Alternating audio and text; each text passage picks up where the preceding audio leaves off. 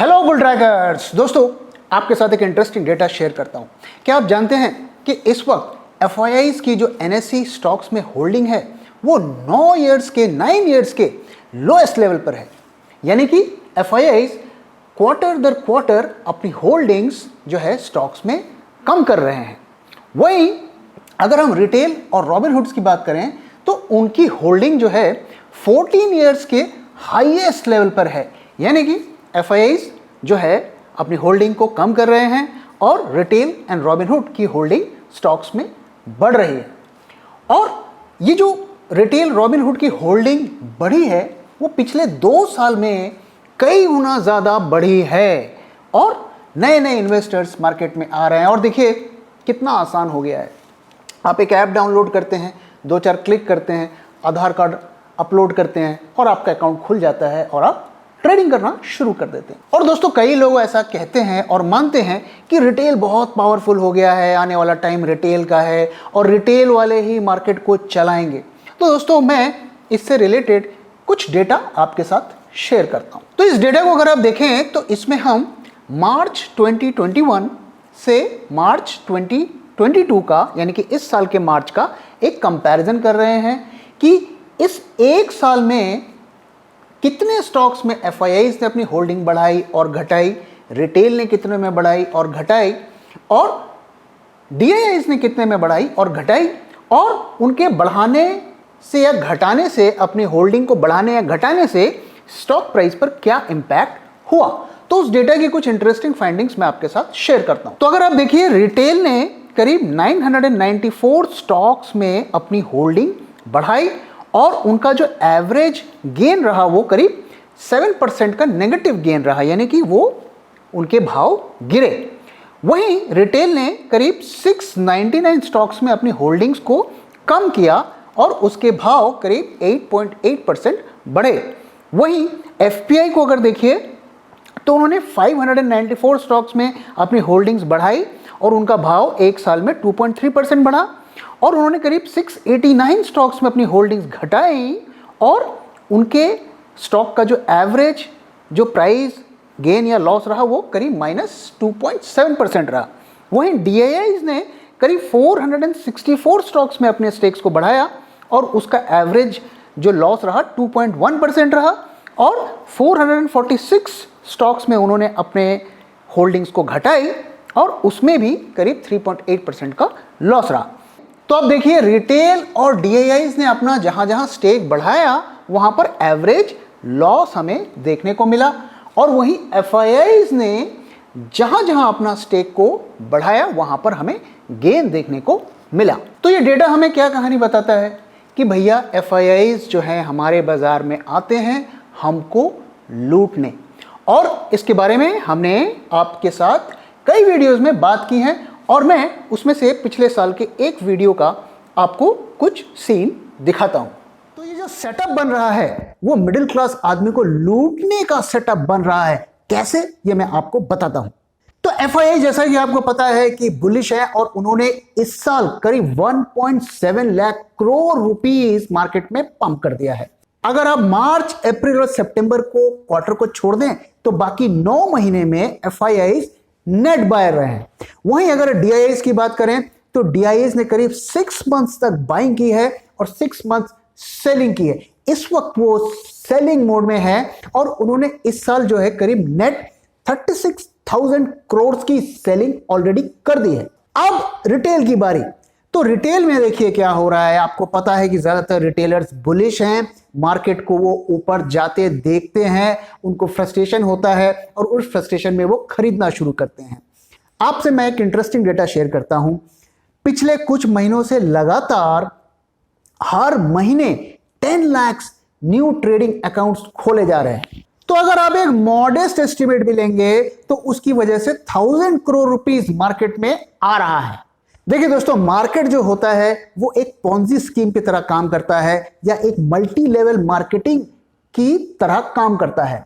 इसमें जो पहले खरीदता है उसको प्रॉफिट बनाने के लिए उसे नीचे के लोगों को बेचना पड़ता है और इसी तरीके से वो पिरामिड बनता जाता है। जब तक नए नए लोग या नया पैसा बाजार में आता रहता है बाजार ऊपर जाता रहता है। लेकिन दोस्तों इस दुनिया में जो पैसा है वो तो सीमित है, उसकी एक लिमिट है। तो जब पैसा आना बंद हो जाएगा या लोग अपना पैसा निकालने लगेंगे तो वो पिरामिड जो है ताश के पत्तों की तरह ढह जाएगा। एफआईआईज इस वक्त पूरी तरीके से मार्केट को कंट्रोल कर रहे हैं और एक डोमिनेंट पोजीशन में है और उनका कोई कॉम्पिटिटर नहीं है। लेकिन दोस्तों सोच के देखिए कि जब एफआईआई पैसा निकालेंगे तो क्या स्थिति बनेगी। और एफआईआईज कोई अनाउंस करके तो निकालेंगे नहीं कि एक नोटिस जारी कर दिया कि भाई जून के महीने से हम पैसा निकालना शुरू करेंगे तो आप भी उस तरीके से निकाल लीजिए। तो जब वो अपना माल बेचेंगे तो वो माल किसको बेचेंगे, आप मुझे बताइए। आपको बेचेंगे। और आप देखिएगा कि जब वो माल बेचेंगे तो उस वक्त म्यूचुअल फंड्स जो है बायर बन जाएंगे। इस वक्त म्यूचुअल फंड्स अपना माल एफआईआईज को बेच रहे हैं और जब एफआईआईज निकलेंगे तो वो म्यूचुअल फंड को बेच के निकलेंगे। तो आपको भी बेचेंगे, म्यूचुअल फंड को भी बेचेंगे। और म्यूचुअल फंड के पास किसका पैसा होता है, आपका पैसा होता है। तो अल्टीमेटली आप ही पैसा लूज करेंगे और आप ही एफआईआईज को एग्जिट देंगे। दोस्तों मत भूलिए कि मार्केट में 95% लोगों को पैसा लूज करना पड़ता है और 5% लोग ही पैसा बनाते हैं। तो एफआईआईज का जो प्रॉफिट होगा उसे वो प्रॉफिट कौन देगा, आप देंगे। और आप ही एफआईआईज के जो एग्जीक्यूटिव्स हैं उनके महंगे सूट का पैसा देंगे, उनके बच्चों के स्कूल के फीस का पैसा देंगे और उनके जो एग्जॉटिक वेकेशंस हैं उनको आप ही पे करेंगे, क्योंकि आपका दिल बहुत बड़ा है। लेकिन दोस्तों मेरा दिल इतना बड़ा नहीं है। तो दोस्तों ये जो चीजें मैं आपको बता रहा हूं ये मैं कोई आपको नई चीजें नहीं बता रहा हूं। ये हर 10-12 साल में यही कहानी होती है। नए नए लोग बाजार में आते हैं, एफआईआईज को पैसा देते हैं और उसके बाद गुमनामी के अंधेरे में चले जाते हैं और फिर एक नया लॉट आता है। वो नया लॉट फिर एफआईआईज को पैसे देता है और फिर वो गुमनामी में चला जाता है। तो ये हमें लूटने का रंगारंग कार्यक्रम जो है लगातार चल रहा है और आगे भी चलने की उम्मीद है। अगर हम एफआईआईज के सेल फिगर्स को देखें तो 2022 में वो उन्होंने करीब 1.5 लाख करोड़ रुपीस यानी कि 1.5 ट्रिलियन रुपीस जो है बाजार से निकाल लिए हैं। और अगर आप उनके मंथली एवरेज को देखिए तो वो 35,000 करोड़ से 40,000 करोड़ की एवरेज मंथली सेलिंग कर रहे हैं या पैसा निकाल रहे हैं। लेकिन अगर मई का फिगर देखें तो मई में 12 दिनों में यानी कि 12 डेज में उन्होंने करीब 29,000 करोड़ की सेलिंग ऑलरेडी कर दी है। और अगर इस एवरेज को वो मेंटेन करते हैं तो ईजिली हम 50 से 60,000 करोड़ की सेलिंग मई के महीने में देख सकते हैं। वैसे भी दोस्तों मई का महीना जो है बदनाम महीना है मार्केट के लिए और अक्सर कहा जाता है sell in May and go away. तो एफआईआईज तो पिछले कई महीनों से सेलिंग कर रहे हैं लेकिन मई के महीने में उनकी स्पीड बढ़ गई है। तो मई के महीने में जो है अचानक से एफआईआईज की सेलिंग क्यों बढ़ गई, उसका बड़ा कारण है कि रुपया जो है डॉलर के अगेंस्ट में कमजोर हो रहा है। और दोस्तों आप जानते हैं ऑल टाइम लो पे इस वक्त रुपीस का लेवल चल रहा है डॉलर के अगेंस्ट में और हम 77 से 77.50 के आसपास इस वक्त चल रहे हैं। तो रुपया कमजोर होने से क्या होता है कि जो एफआईआईज के जो प्रॉफिट हैं वो कम हो जाते हैं। कैसे, मैं आपको बताता हूं। मान लीजिए अगर $1 इज इक्वल टू 70 रुपीज़ और एफआईआईज जो है अगर अपना प्रॉफिट अपने देश में ले जाते हैं, मान लीजिए 70 रुपीज़ ले जाते हैं, तो उन्हें $1 अपने बैंक में ट्रांसफ़र होता हुआ दिखेगा। लेकिन अगर $1 80 रुपीज़ हो जाता है तो क्या होगा, तो उनको जब वो ट्रांसफ़र करेंगे अपने बैंक अकाउंट में अपने देश में अमेरिका में, तो उनको वो 70 रुपीज़ जो है $1 नहीं मिलेगा बल्कि $1 से कम मिलेगा, 0.87 के आसपास मिलेगा। तो बिना कुछ किए ही उनके जो है प्रॉफिट्स कम हो जाएंगे। तो जिस तरीके से करेंसी वीक हो रही है और ये अनुमान लोग लगा रहे हैं कि ये और भी वीक होगा, तो इसकी वजह से एक एफआईआईज का जो सेलिंग का पेस बढ़ गया है और आगे भी बढ़ने की उम्मीद है। तो रुपया कमजोर होने के बहुत से कारण हैं, लेकिन ये सडन वीकनेस होने का जो कारण है वो है डॉलर इंडेक्स का बढ़ जाना। और डॉलर इंडेक्स इसलिए बढ़ रहा है क्योंकि यूएसए में भी इन्फ्लेशन काफ़ी हाई है। तो डॉलर जो है सभी करेंसीज के अगेंस्ट में स्ट्रेंथन हो रहा है, जिसकी वजह से जो है काफ़ी सारी करेंसीज जो हैं वीक हो रही हैं और इस वक्त जो है डॉलर इंडेक्स 20 इयर्स के हाईएस्ट लेवल पर चल रहा है। यानी कि सिचुएशन जो है सभी देशों के लिए एक बड़ी प्रॉब्लम क्रिएट कर दिया है। और अगर आप करेंसीज को देखें तो ज़्यादातर देशों की करेंसीज डॉलर के अगेंस्ट में वीक हो रही हैं with an exception of Brazil and Russia. तो इन दोनों की अगर करेंसी देखें तो ये स्ट्रॉन्ग हुई है। ब्राज़ील की करेंसी करीब 6%, 6.3% के आसपास जो है स्ट्रॉन्ग हुई है डॉलर के अगेंस्ट में, और रूबल, रशिया का रूबल भी करीब 8.3% जो है स्ट्रॉन्ग हुआ है डॉलर के अगेंस्ट में।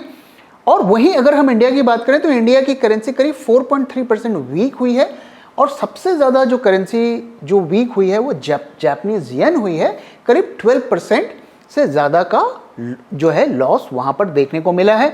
और ये हमें क्या बताता है? ये बताता है कि अभी भी रुपया का और कमज़ोर होने का चांस है, और जो कई एनालिस्ट ने जो नियर टर्म जो टारगेट्स दिए हैं रुपये के वो 78 लेवल्स का दिया है, और कई ने भी ये भी अनुमान लगाया है कि अगर इसी तरीके से सिचुएशन कंटिन्यू हुई तो हम 80 के ऊपर का लेवल भी देख सकते हैं। अब जरा DIIs की बात कर लेते हैं, म्यूचुअल फंड्स की बात कर लेते हैं। तो दोस्तों एक और डेटा मैं आपके साथ शेयर करता हूं कि जो इक्विटी ओरिएंटेड म्यूचुअल फंड है इसमें अप्रैल के महीने में करीब 44% की कमी आई है इनफ्लोज में।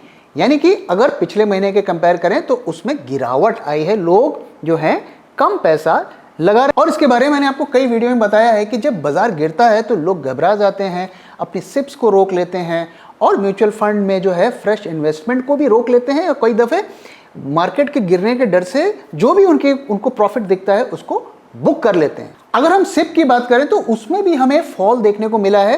करीब अप्रैल के महीनों में 465 करोड़ कम सिप्स आए हैं, उतने अमाउंट के कम सिप आए हैं। या अगर हम मार्च की बात करें तो करीब 12,300 के आसपास के सिप्स होते थे, और अप्रैल में वो 11,800 के आसपास सिप का अमाउंट जो है टोटल म्यूचुअल फंड ने कलेक्ट किया। लेकिन डेट फंड्स और ETFs में जो है फ्लो बढ़ा है, और ये भी एक नॉर्मल सी चीज़ है, क्योंकि जब मार्केट में वोलेटिलिटी बढ़ती है तो जो है बैंक के जो मैनेजर्स होते हैं वो अपने क्लाइंट्स को बोलते हैं कि आप सेफ्टी की तरफ आ जाइए, और लोग भी जो है FD के बजाय जो है डेट फंड्स में लाते हैं। लेकिन दोस्तों मैं यहाँ पर आपको एक वार्निंग दे देता हूँ कि डेट फंड्स भी इतने ज़्यादा सेफ नहीं होते हैं। उसमें आपको फिक्स रिटर्न बताया तो जाता है, लेकिन वो गारंटीड रिटर्न नहीं होता है। ध्यान रहे कि फिक्स रिटर्न और गारंटीड रिटर्न में अंतर होता है। और अभी फ्रैंकलिन टेम्पल्टन का जो इशू हुआ था वो अभी 1 साल पुराना ही है। तो जब भी आप डेट फंड में लगाइए, और स्पेशली जब आप लॉन्ग टर्म में लगाएं, लॉन्ग टर्म फंड में, तो एक चीज़ को ध्यान में देखिए कि आप ज़रा उसमें देखने की कोशिश करिए कि उन फंड्स में ने किस किस कंपनी के बॉन्ड्स को खरीदा है, और कहीं ऐसे कंपनी के बॉन्ड्स तो नहीं ले लिए जिनको जो है फाइनेंशियल प्रॉब्लम्स चल रही है, या हो सकता है 3-4 महीने के बाद वो इंटरेस्ट ना पे कर सकें, जिसकी वजह से वो बॉन्ड के डिफ़ॉल्टर बन जाएं। और हम देख रहे हैं कई कंपनीज रिसेंट पास्ट में हमें देखने को मिली, और हमें फ्यूचर रिटेल जैसी कंपनी का भी हमें अभी देखने को मिल रहा है। तो इस वजह से जो है उसके पोर्टफोलियो को ज़रूर देखें, और ये देखें कि क्या जो रेटिंग है कंपनी की जिसके बॉन्ड्स उन्होंने लिए हैं। तो आइए अब जरा बात करते हैं कि आगे मार्केट का क्या डायरेक्शन हो सकता है। तो दोस्तों इस वक्त अगर हम शॉर्ट टर्म की बात करें तो मार्केट्स जो हैं काफ़ी ज़्यादा ओवरसोल्ड है, क्योंकि हमें पिछले कई दिनों से लगातार गिरावट देखने को मिल रही है, और हर जगह जो है ब्लड बाथ देखने को मिल रहा है। तो काफ़ी सारे इंडिकेटर्स अभी हमें ओवरसोल्ड कंडीशंस की तरफ पॉइंट कर रहे हैं।